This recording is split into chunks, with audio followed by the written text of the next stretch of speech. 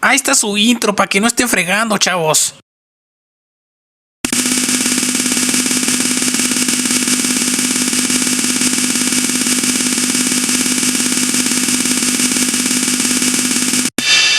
El público en ese entonces iba a ver otra de Arnie pisando cabezas, tirando tiros, luciendo los bíceps y los pectorales, y sabría quizás que algún bicho raro andaba por ahí, pero el bicho en sí no importaba tanto como ver al protagonista de Terminator, Commando y Conan el Bárbaro haciendo lo que mejor sabía hacer, que no era recitar el monólogo de Hamlet.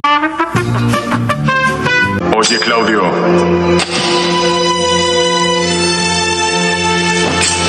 Tú mataste a mi padre. Detén tu mano, príncipe. Grave error. Algo está mal en el estado de Dinamarca y Hamlet se deshace de la basura. Nadie dirá a este gentil príncipe buenas noches. Ser o no ser, no hay problema.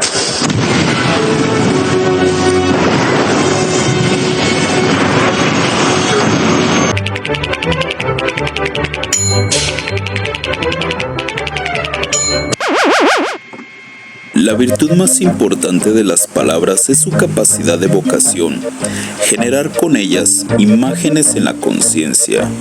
De ahí que, a mi juicio, la mejor literatura sea aquella que consigue transparentar el mundo mentado por las palabras. Sin esta propiedad, las novelas, los cuentos, los relatos, etc. no serían nada, o a lo más, discursos conceptuales como la crítica de la razón pura de Kant, una obra dirigida al intelecto y no a la intuición o a la imaginación. La característica que hace que las palabras se vuelvan mundo y vida es la visibilidad. Esa maravilla que la literatura tiene de raptarnos, de hacer que olvidemos durante la lectura que estamos leyendo que estamos enfrentados a una pared de jeroglíficos y, gracias a este olvido, esa pared se vuelva no solo una ventana sino la puerta de acceso a un mundo al que pasamos a vivir. Todo ello es posible por la visibilidad. Hay pasajes o novelas completas cuya viveza se conserva en la memoria, no como experiencias de lectura, sino como vivencias, como momentos realmente vívidos. La visibilidad de la literatura, sin embargo, ha entrado en nuestra época en un franco proceso de bancarrota.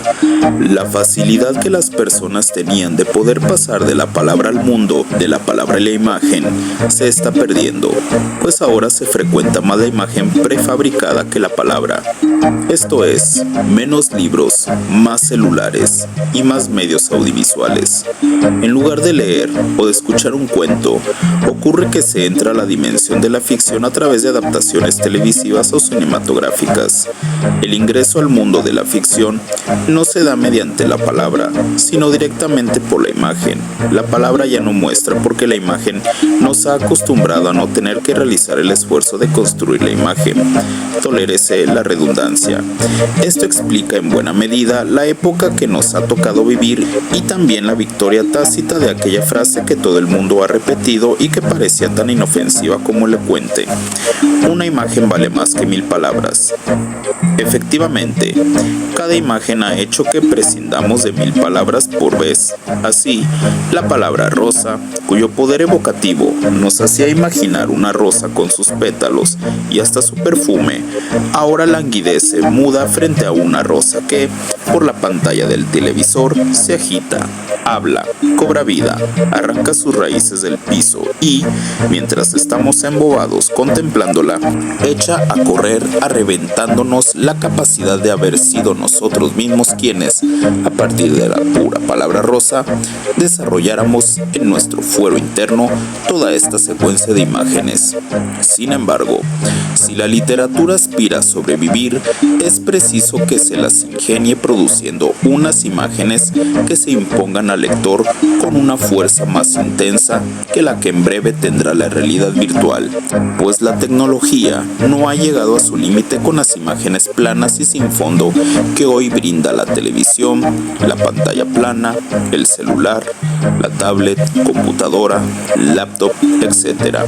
Ni con las imágenes agrandadas centenares de veces que ofrece el cine, sino que, por lo visto, ya se adentra a través de píxeles y supercomputadoras a la edificación de un mundo que incluso hará palidecer el mundo real, el mundo virtual. ¿Cómo conseguir que la palabra clame, que la palabra nos arroje a la dimensión que contiene? O dicho de otro modo, ¿de qué clase habrá de ser la visibilidad de la literatura para coexistir con el efluvio de imágenes ya hechas, agigantadas y extraordinariamente llamativas que brinda la tecnología contemporánea? De la manera en que los escritores sean capaces de responder con su obra a esta pregunta dependerá el futuro de la literatura. Por lo pronto solo podemos recordar algunos mecanismos que permiten producir, como antes y como siempre se ha conseguido, la visibilidad. Describir y contar acciones, reacomodar la historia lineal, la llamada fábula, para construir la intriga, imprimir a la historia velocidad, en fin, todos los recursos al servicio de la visibilidad, esa es la tarea. Para entender la descripción tradicional, hay un cuento de Maupassant titulado Bola de Cebo, que quizás sea el ejemplo que mejor la ilustra.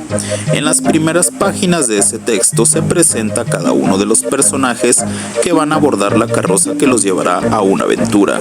Se dice de ellos su clase social, su modo de ganarse la vida e incluso sus características físicas y hasta la manera en cómo van vestidos. Esta descripción, que ocupa cerca de 3 páginas, permite que el lector se haga una idea clara, una imagen visible de los protagonistas y de la situación en la que correrán la aventura.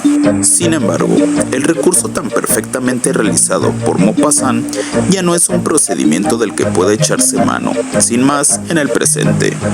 Esta técnica, como muchas otras en la literatura, aunque no puede decirse que haya pasado a la historia, sí despide un tufillo de vetustez, precisamente porque, por eficaz, fue usada hasta el cansancio y por ello, de emplearse hoy, tendría que renovarse muy hondamente para no repeler al lector contemporáneo. Así, por ejemplo, en la novela de Óscar de la Borbolla, Nada es para tanto, se vale de la descripción para presentar a uno de los personajes, pero lo hace como si llenara una ficha de media afiliación. Es verdad, le contestó la mujer que venía en el asiento de al lado. Gabriel volteó, señora divorciada, clase media, 40 y tantos años, automóvil pequeño, departamento en condominio, medio fea y medio guapa, de la rodada de las francesas, pero mexicana, sin hijos, trabajo gerencial de 9 a 6 y sola, una mujer decente que había agotado sus vacaciones tomando baños de sol junto a una alberca. En esta misma novela, unas páginas más adelante, el personaje cree haber reencontrado a la misma mujer, pero una descripción, nuevamente de media afiliación, le hace comprender que está equivocado. Compárese la versión anterior y la que sigue. Creo que me confundiste con otra, añadió la señora, y Gabriel levantó los ojos para verla. Mujer divorciada, clase media, 40 y tantos años, automóvil pequeño, departamento en condominio, estrictamente fea, sin hijos, dueña de una boutique de regalos finos y no había estado en Acapulco sino en Mazatlán. En nuestro tiempo, la descripción tiende a reducirse y más bien el lector se hace una idea de la situación a partir de las acciones de los personajes, pues como decíamos en el capítulo anterior, el personaje se vuelve más visible si en vez de describirlo se le mira actuar y se mira la reacción de los personajes con quienes interactúa. Es más eficaz mencionar el embeleso que provoca en un escéptico apático la aparición de una mujer que detenerse a retratar de una forma convencional la belleza de esta. Otra manera de llevar a cabo una descripción eficaz es el llamado impresionismo literario del que es gran maestro Joseph Roth. Más que referir las características de una persona o de una situación, el narrador anota la impresión anímica, subjetiva que esa persona o esa situación le provocan. Por ejemplo, Joseph Roth no diría «era una noche oscura y lluviosa en que concluyó el imperio austrohúngaro», sino que escribiría tal vez «al abrir la puerta que daba a la calle, sintió la inútil humedad del cancelado futuro del emperador Francisco José». La descripción de las impresiones permite permite revisar los escenarios como si se estuviera en ellos por primera vez. La descripción tradicional provoca, aunque lo descrito sea un universo desconocido, la pobre sensación de que uno ya ha estado ahí. Y es que, una vez más, la televisión, pantallas planas, celulares, laptops, tablets y computadoras, y en general los medios audiovisuales, al presentarnos infinidad de imágenes rodeadas de una gran parafernalia, provocan una experiencia muy difícil de superar mediante la tradicional descripción literaria. Son tan eficaces que el escritor debe ingeniárselas para describir de forma inédita. La mejor manera, a mi gusto, de conseguir la visibilidad es arrastrar al lector con el torbellino de acciones del personaje. En este caso, se trataría de contar los hitos importantes de un momento intenso de la vida del personaje. Supongamos que el personaje va a realizar un robo o un viaje. Esto es, va a llevar a cabo una decisión importante. Sería equivocado creer que la secuencia de acciones comienza cuando el día elegido el personaje despierta, abre los ojos, se sienta en la cama, busca sus pantuflas, se las calza, da un paso, 2 pasos, 3 pasos, llega al baño, se enfrenta al espejo del botiquín, saca la lengua, abre el grifo del agua, se enjuaga la boca, etc. Toda esta secuencia, sin duda real, resulta un error mortal en la narrativa. En esta es preciso, y más en nuestro tiempo, practicar la elipsis.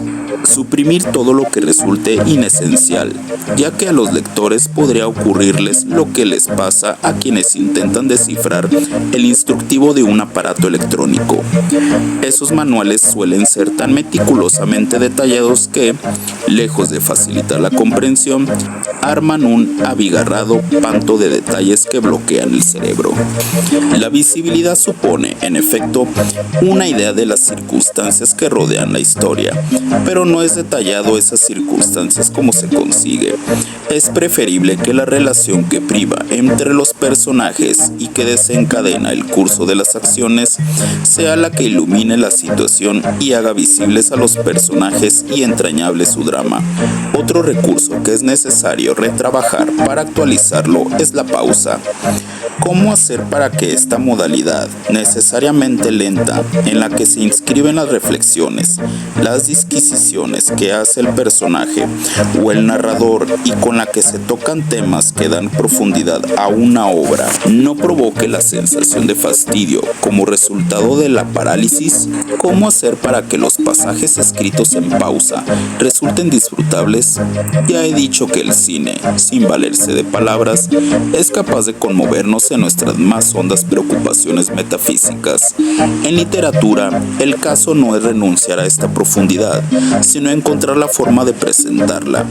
Es de escritores torpes dar clases de filosofía en un contexto narrativo. El esfuerzo que hay que hacer radica en abismar a los lectores en sus asuntos filosóficos a través de pasajes eminentemente narrativos. Ofrezco como muestra una pausa filosófica que aparece en la novela de Oscar de la Borbolla, La vida de un muerto. En este pasaje se ha valido de la llamada personificación. La verdad y la mentira son tratadas como personas en un certamen en el que se pretende seducir a la gente. La verdad es menos eficaz que la mentira, porque, segura de sí misma, no echa mano de cuanto medio esté a su alcance para abrirse paso. Cree demasiado en su propio valor y eso la vuelve torpe, prepotente, floja para buscar los argumentos que podrían acreditarla. La verdad no se toma la molestia de convencer a nadie. Cree que el mundo entero tiene la obligación de aceptarla tal y como es, inconsciente, anodina, inadmisible y obvia. Es antipática, desconoce el arte de enamorar, de mantener fieles a sus correligionarios. La mentira, en cambio, al saberse en peligro, urde una trama para envolver no solo al engaño, engañado sino al mentiroso, y en ocasiones hasta los mismos hechos, seducidos por las estratagemas que la mentira teje para no ser descubierta. Se tuercen para que el mentiroso se salga con la suya y sobre todo para bajarle los humos a la petulante verdad, o al menos así le ocurrió a Tony Lugano la tarde en que don Eusebio regresó a la mansión de los Atlantes. Dado que las obras literarias son prácticamente infinitas por sus tratamientos y temas, hay que distinguir, no obstante, lo dicho, que una cosa es filosofar en una novela y otra apoyarse en un ensayo filosófico para narrar a partir de él o en función de él, como lo consigue Mario Bielich en dos espléndidas novelas, El navegante del diluvio y La ceremonia de la traición.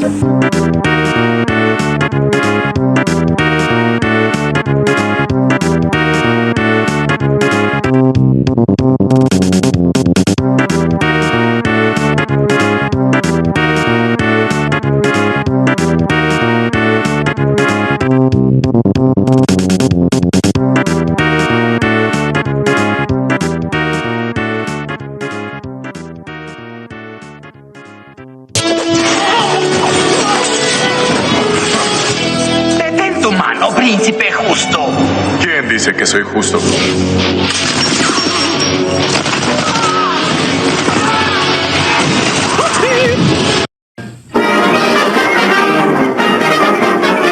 Eso es todo, amigos.